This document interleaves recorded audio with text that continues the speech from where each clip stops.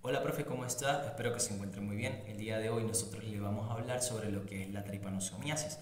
Vamos a explicarle lo que viene siendo la etiología, la patogenia, signos y síntomas, tratamiento, control y prevención de la misma. Pero primero conozcamos en sí qué es la tripanosomiasis. La tripanosomiasis es una enfermedad parasitaria que es causada por protozoos del género Trypanosoma y es transmitida por lo que vienen siendo insectos vectores, que en este caso podríamos estar hablando de la mosca TCTC, o en dado caso pueden ser insectos hematófagos, es decir, que estaríamos hablando de aquellos insectos que se alimentan de la sangre de otros animales.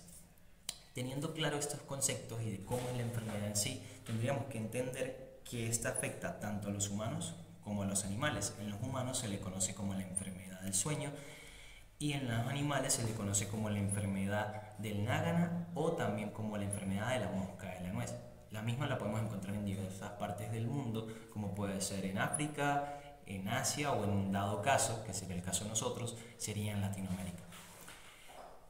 Pero una de las grandes preguntas es, ¿por qué es importante conocer esta enfermedad a profundidad? Lo que resulta que como es una enfermedad zoonótica, es decir, que se puede transmitir de humanos a animales y de animales a humanos, es una enfermedad zoonótica, ¿sí?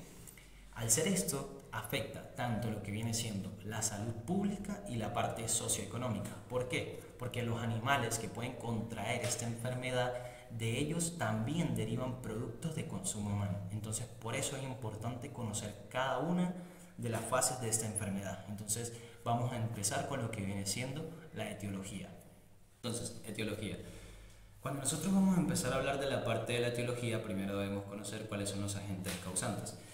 Como lo dije anteriormente, vendrían siendo protozoos del género Trypanosoma. Pero entonces, ¿cuáles serían los más importantes? En este caso vamos a nombrarles tres, que sería el Trypanosoma brucei, que es el trypanosoma que vamos a encontrar cuando hay una coexistencia entre animales y humanos infectados. Dos, tenemos el Trypanosoma congolense, que es aquel trypanosoma que va a afectar principalmente a rumiantes. Y número 3 tenemos al Trypanosoma vivax, que es ese trypanosoma que va a afectar en su mayoría a los mamíferos, es decir, ya no solo a rumiantes, sino también equinos, porcinos, felinos, caninos, etc. Conociendo esto, ya nosotros podemos irnos a explicar lo que es el ciclo de vida del mismo, ¿sí? Primero, hagámonos esto. Imaginémonos un animal que está infectado, es decir, un hospedador que está infectado, pero en este caso llamémosle reservorio, ¿sí? Este animal reservorio, lo que está sucediendo dentro de él es que está proliferando las distintas formas intracelulares del tripanosoma, ¿sí? Ahora viene un insecto vector que se va a alimentar de él, y lo que va a suceder es que se va a ingerir esas formas intracelulares, van a llegar a la parte del intestino, allí se van a adherir, y aquí se les conoce como tripomastigotes metacíclicos, ¿sí? Que van a pasar una segunda fase que se llama procíclicos, y posterior a eso, por fisión binaria, se van a multiplicar y se les va a conocer como epimastigotes. Estos epimastigotes van a viajar hacia la parte anterior, es decir, hacia las glándulas salivales, y allí se les va a conocer como tripomastigotes infecciosos. Entonces, ya lo que es el tripanosoma ya cumplió todo su ciclo dentro del insecto vector. Ahora lo que sucede es que este insecto vector se va a ir a alimentar de otro animal que no está infectado, y lo que va a suceder es que a través de la saliva estos tripomastigotes infecciosos van a penetrar hacia la parte subcutánea de lo que es la piel y lo que es el sistema circulatorio, es decir, la circulación sanguínea, ocasionando un daño tisular, y allí proliferan, y lo que va a suceder allí es que ese animal ya va a ser otro reservorio. Entonces esto va a ser un ciclo continuo de lo que es la tripanosomiasis. Entonces, esta, en una pequeña explicación, vendría siendo lo que es la etiología. Obviamente, para que todo esto suceda también viene parte de factores de riesgo y mucho de la parte geográfica de donde estemos. Entonces, ya una vez explicado esta parte, pues ya ahí vamos a proceder a explicarle lo que es la patogenia. Hablaré sobre la patogenia.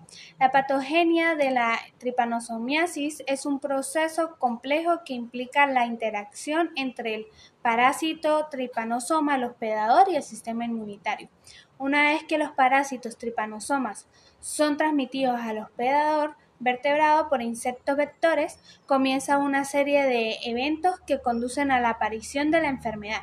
Tras la infección inicial, los parásitos invaden los tejidos y la sangre del hospedador, donde se multiplican activamente. Esta multiplicación provoca una respuesta inflamatoria, desencadenando la liberación de citocinas proinflamatorias y la activación del sistema inmunitario. Continuando con la patogenia, está la etapa en la fase aguda de la enfermedad. En esta los pacientes pueden experimentar síntomas como fiebre, malestar general y anemia causados por la multiplicación de los parásitos en la sangre y los tejidos. Además, la respuesta inmunitaria puede contribuir a la aparición de síntomas adicionales como el dolor muscular y articular y el agrandamiento de los ganglios linfáticos. En casos más graves, especialmente en la enfermedad del sueño causada por el Trypanosoma brucei, los parásitos pueden atravesar la barrera hematoencefálica e invadir el sistema nervioso central, causando trastornos neurológicos graves como el coma y la muerte si esto no se trata. En la fase crónica de la enfermedad, los parásitos pueden persistir en el organismo, estableciendo reservorios crónicos en los tejidos como el sistema nervioso central y los músculos. Esto puede dar lugar a complicaciones a largo plazo y dificultades en el tratamiento de la enfermedad. Signos y síntomas. Este hemoparásito tiene un periodo de incubación entre 9 y 60 días, dependiendo de la virulencia de la cepa y de la susceptibilidad del hospedador, ya que el Trypanosoma vivax se alimenta directamente de los nutrientes del hospedador y suele producir sustancias tóxicas. Signos prevalentes en animales afectados. Vamos a tener los siguientes: decaimiento, abortos, baja producción láctea, temperatura de 39.5 grados o superiores, anemia, leve ictericia, queratitis, edema de papada, irritabilidad, entre otros. Se recomienda hacer un diagnóstico diferencial entre esta enfermedad y la anaplasmosis bovina, ya que ambas producen anemia, decaimiento y suelen avanzar de forma aguda. Para la identificación del trypanosoma vamos a hacer lo siguiente: se va a tomar una pequeña muestra de sangre en animales con signos compatibles con la finalidad de hacer un frotis y poder identificar esos parásitos a través de su movilidad. Sin embargo, esta técnica puede verse limitada en enfermedades crónicas o también en la mala esterilización de los materiales. Por eso se recomienda hacer una prueba más especializada, como por ejemplo el PCR. Mi tema a tratar en esta exposición es sobre el tratamiento del trypanosoma. Ok, para comenzar es necesario aclarar que debemos abordar temas tanto preventivos como curativos. Ok, preventivamente, ¿qué podemos hacer? Podemos realizar baños de inmersión, baños de aspersión sobre los animales, podemos realizar una cuarentena en los animales nuevos y podemos realizar fumigaciones en el predio para evitar la entrada de hematófagos y ectoparásitos como la garrapata. Okay. Curativamente, ¿qué podemos hacer? Podemos utilizar dos antitripanosómicos. Estos dos más utilizados son el diminacene y el isometramidum.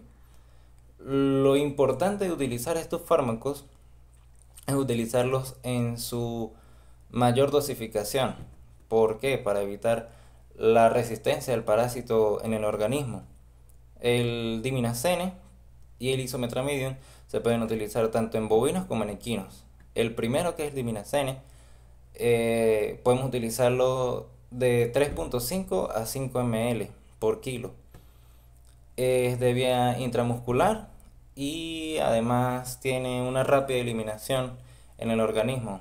El isometramidum es de vía intramuscular profunda y se puede utilizar de 1.2 a 5 ml por kilo. Esta es de una lenta eliminación. Además, se necesita de 1 a 2 días de restricción en bovinos de producción de leche y 200 días de restricción en bovinos de producción de carne. Hoy les voy a hablar sobre la prevención y control de la triponomiasis bovina. Sabemos que la tripanomiasis bovina es más común en las regiones tropicales y subtropicales. Color tal, el centro y Sudamérica es una zona bastante de riesgo donde se da bastante esta enfermedad, ya que los hematrófagos, los insectos que provocan esta enfermedad, es más posible encontrarlos aquí. Por eso tenemos que tener un buen manejo sanitario y mucha prevención en cuanto a estas enfermedades. Sabemos actualmente que no existe una vacuna para esta enfermedad, no existe ninguna vacuna que pueda enfrentar la enfermedad. Aún así, se suele utilizar y puede utilizarse el diacetorato de dimacene para poder controlar esta enfermedad en los animales.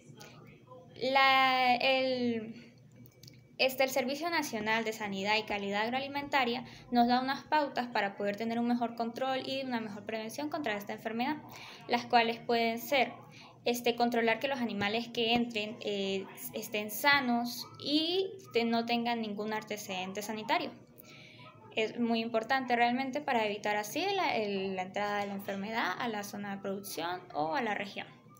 En caso de tener sospechas o tener un diagnóstico de esta enfermedad, debe de una vez comunicarse con las autoridades correspondientes de cada país para así tener un manejo mejor de la enfermedad. Esta enfermedad debe ser nada más tratada por especialistas, por médicos realmente, y con los medicamentos que están autorizados en cada región. El especialista tiene que tomar una muestra de sangre, mandarla al laboratorio a evaluar para saber si hay presencia de T-Vivax en el frotis. Aunque pues ya sabemos que no hay una vacuna contra esta enfermedad, algunos de los medicamentos que son utilizados para enfrentarlo, ya sea en caravana o sea directamente sobre el animal, no son muy recomendados debido a que tampoco son muy efectivos, ya que el insecto solo se acerca al animal para alimentarse acercándose nada más a los miembros o al vientre del animal, del hospedador, así que no es muy recomendado utilizar ese método. Y pues en caso de que haya algún paciente ya esté diagnosticado, tiene que tener un seguimiento y tiene que siempre comunicarse con las autoridades para que eso sea controlado y evitar que se siga proliferando la enfermedad. Gracias por su atención.